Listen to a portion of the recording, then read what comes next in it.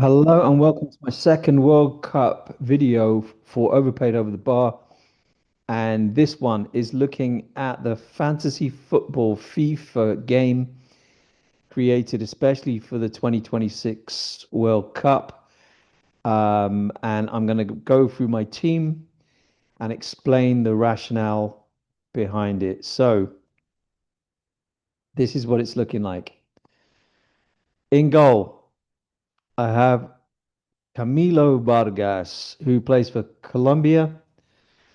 They have in their first fixture Uzbekistan. I don't expect great things from Colombia in this tournament, I have to say. But one thing that you can get extra points in this tournament is if you pick a player who is less than 5% selected, you'll get two extra points if they score 4 points or more. So, say Vargas keeps a clean sheet, he'll get 8 points, not the six that you normally get for keeping a clean sheet for a goalkeeper. So both my goalies, Vargas and Nyland of Norway, who is playing, they've also got a lovely fixture against Iraq on the first day. I haven't gone for Haaland, many people have, but I have gone for Norway's goalkeeper. And remember, with this game, you can make substitutions after every game that's finished. So if we look at round one, the tournament starts tomorrow with Mexico and South Africa. Now, I have Johan Vasquez for South Africa, for Mexico, playing at home to South Africa. I fancy Mexico to get at least one clean sheet in this group, especially in this first game against South Africa. He's owned by 2.4%, and he's the most popular defender from Mexico. So I'm assuming he's going to play. I'm not 100% sure about that. So again, if they keep a clean sheet, I'll get 8 points and not 6 points because he's under 5% selected. So what I've done with my defense is basically, apart from Kimmich of Germany, I've picked players that are under 5% owned for teams with good, good probabilities of keeping a clean sheet. So Nico Elvedi plays for Switzerland. They've got Qatar in their first game. You'd fancy them, right? He's only owned by 3%. Be careful if you buy these players less than 5% because they might go up to 5% by the deadline tomorrow. So just if you're around a way of keeping if you've got your app open around the deadline, which of course is right up until 8 o'clock. It's right up until kickoff. It's not like FPL. The deadline is the kickoff of the South Africa playing in Mexico first game. So just keep an eye on your less than 5% so that they don't go over 5% around the deadline. They might do as people think they want better deals. So here, Ferdi Kagioglu, I've got no idea how to pronounce Turkish, but Kagioglu, it looks like. Australia, Turkey have got. I quite like Turkey. I said in the video I did on Monday or Sunday, I think, that I actually fancy Turkey to win the group. I certainly fancy them to beat Australia, and they could well get a clean sheet. So Ferdi could well get a clean sheet here, only owned by 1.6%. So again, a decent chance of getting an 8 pointer for me. And remember, after every game, if my Mexican man, Vasquez, doesn't keep a clean sheet, I can just bring in Estupinian off the bench and hope he keeps a clean sheet for Ecuador when they play against Cote d'Ivoire. Not such a great fixture, but decent chance of getting a clean sheet. We all remember Estupinian's goals in the Premier League when he was on fire for Brighton for like a 6 month period. He was crazy. And he's only 2.6%. So maybe he can score a goal for Ecuador as a defender. That would just rake in the points, wouldn't it? But I'm hoping at least three of these are going to get a clean sheet. Kimmich, Kadioglu, Vasquez, Alvedi, and Estupinian. Right.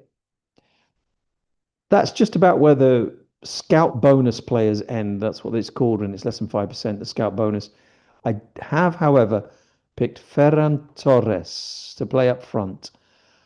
and he's 3.7% owned. Now, it's quite likely that he'll go over 5% by the deadline because people are working out that Lamine Yamal won't play in the first game, and Spain have the most amazing fixture of Cabo Verde in the first game.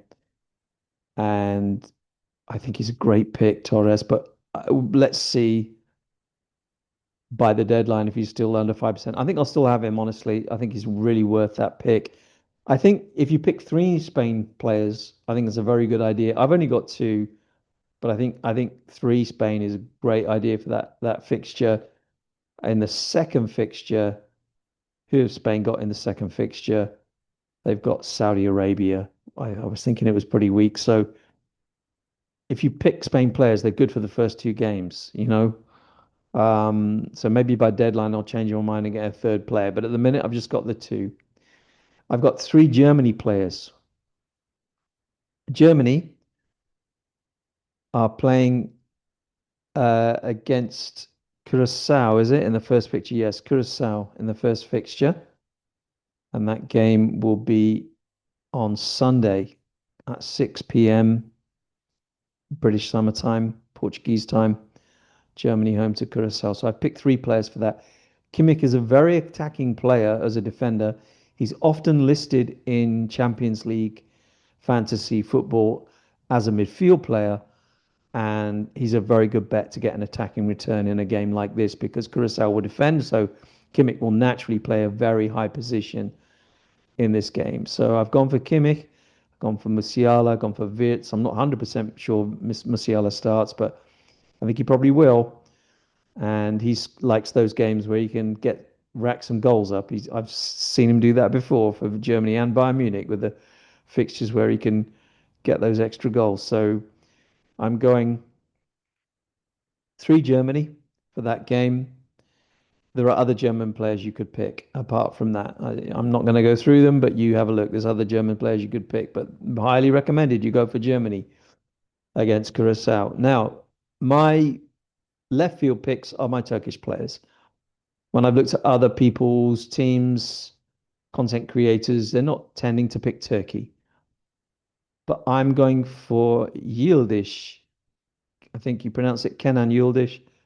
Plays for Juventus, fantastic player, less than 5% selected. I think he could against Australia. I think he could get quite a lot of attacking returns in that game. So I'm going for him in that game. Their group is not incredibly weak apart from Australia, so I'm not sure how he's going to do in the other games. Oyarzabal against, as we said, Spain are up against Cabo Verde. So by the time their fixture comes around, he might well be captain. Some people even think Oyarzabal could be the golden boot at the end of the tournament because of Spain's fixtures and their strength. I've gone for Musiala, Mbappe, and Olise for France. Now, that's not the best fixture, Senegal. And I've talked about France being weak, and I don't think they're weak. I just don't think they're as strong as they could be in central midfield. And despite all their attacking talents, I think even a team like Senegal could give France a really good game. And I'm not 100% sure they're going to win this game, or, but let's say they score a couple of goals in it. Because their next fixture after the first game, which is against Senegal, the second game for France is against Iraq. So definitely by game week 2, by round 2, I don't know what they're calling it here. They're not game weeks in this FIFA World Cup, but by round 2, I think they call it, you want at least 2, and I think I'll have 3 French players by the second round. Now, in the third round, yeah, they're calling it round. So in the third round, I think a wild card would be a really good idea for me, and I think that's a really good tactic in general. Because by the third round, some of these players could get rotated, the French, the Spanish, the German. And England teams like England might be putting out a second string in the third round, and that might be even, worth playing Ollie Watkins against Panama, for example. If that's going to happen, we don't know how well England are going to do. All depends on that. And if they haven't qualified yet, it's worth having Harry Kane in that game against Panama. So I think leaving yourself open for a wild card in game week 3 is a really good idea because the types of players you need in that week will be very different to game weeks 1 and 2. So I think loading up on the teams with good fixtures is the best policy. And I've seen other people saying very similar things. Mine's a bit more left field in terms of defenders and yieldish as well than some I've seen. Everyone has Bruno Fernandes, and I'm not going against that. I'm not going against that at all. It seems that, by the way, a lot of players that are popular in Premier League, Fantasy Football, FPL, are popular in this game, and that's not necessarily the way to play it. Have a look at the top picks here. If we look at the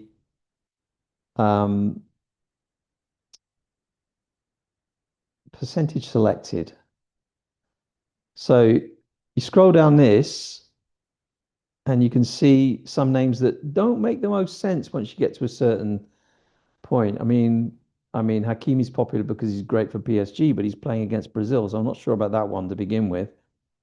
Gabriel for Brazil against Morocco. Again, I'm really not sure about that because, he gets attacking returns for Arsenal, but he doesn't really for Brazil. Hasn't had a record of that for Brazil. Van Dijk against Japan. Japan are decent. Not sure about that one. Colombia are not as strong as people think, and I don't think Luis Diaz is going to pull up any trees for Colombia, but I could be wrong. They have got Uzbekistan, so it's a good pick. Messi, yeah, well, I mean, Argentina got a good group. That's not such bad. It's just his price puts me off. Um, Saliba's injured. 15% of people have got him, but he's out of the first game by the look of things. This is the one that really is strange. David Raya is selected by 14.9% of players, but he's literally the second choice goalkeeper as it stands for Spain. And there's been no word of that being changed. Simon is the keeper for Spain. However well Raya does for Arsenal, it doesn't seem that that changes. So I don't really get that. Why 15% of players have gone for Raya? Doku, yeah, it's not such a bad pick. But I think you can afford to go for players that are not so highly owned, like Pedri for Spain, you know, and even go down to the 5%ers, less than 5%ers. There's plenty of stuff in there. Akanji for Switzerland against Qatar, lovely pick. Van de Ven instead of um, Van Dijk because he's 4.7. Xhaka for Switzerland, that's a good pick. Odegaard 4.6 against Iraq. Yeah, that's a good pick. He scored for Norway in a friendly against Morocco the other day. Semenyo for Ghana, 4.4. That surprises me. He's not more highly owned, given the FPL bias in a lot of the picks. And here he's playing Panama. Is that right? I should have him in my team. Sorry, wait, what? Okay, Oyarzabal, Mbappe, and Torres. Semenyo, Panama. That's a great pick. It's a really, really good pick. Okay. Um, yeah, I look, I'm not going to spend as much time as I would in FPL looking at all the options because this is for fun. I think, have some fun. If you're playing this tournament, this game, have some fun, and I will put under the video here the code to join my mini league, which literally only has 3 players in it at the minute. So if you want to join a mini league with me and a couple of other people, and you've got a good chance of winning it, please do. Otherwise, we're all looking for, well, most of us are looking forward to Mexico against South Africa tomorrow night as the opening game. The USA are already disgracing themselves with their immigration rubbish, with the referee from Somalia being denied entry, which is quite unbelievable. And then the Senegalese team being searched on arrival. Um, I mean, quite humiliating, disgusting foreign policies from this USA government.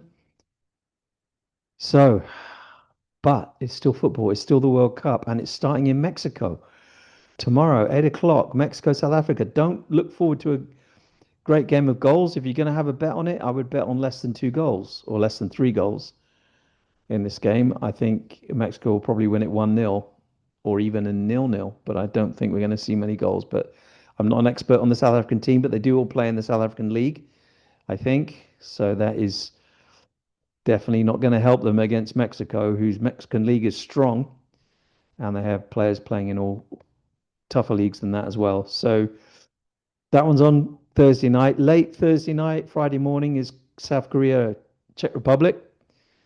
Like I said the other day, very good game in terms of how competitive that will be.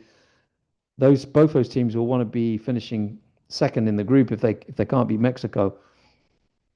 But it's at 3 o'clock in the morning here, so I won't be watching it. And then Canada, Bosnia on Friday night at 8 o'clock. You'd fancy Canada, but I'm sure Bosnia will give them a game. And then USA's first game, 2 o'clock in the morning against Paraguay. I probably will watch that on Saturday at 2 o'clock in the morning. I probably will be sad enough to watch that. And then Switzerland, Qatar, I'll be definitely watching that for checking to see if my defender gets a clean sheet and see how bad Qatar are this time. And Brazil, Morocco is the absolute peach of the Friday, Saturday fixtures. That's the first big game. Cannot wait for that one. I think that's going to be a superb football match. Scotland on at 2 o'clock in the morning. Won't be watching that, but if you're Scottish, you will. 5 o'clock in the morning on Sunday is Australia, Turkey. I'd love to watch that, but it's on at 5 o'clock in the morning. Then Germany, Curacao at 6 p.m. And the next big game is Sunday night, 9 o'clock, Netherlands, Japan. Can't wait for that one. So plenty of football to look forward to in the next few days. I hope you enjoy it. I hope it goes off without too many issues as well. This is me, Anthony, wishing you a great football World Cup tournament. See you again in a few days.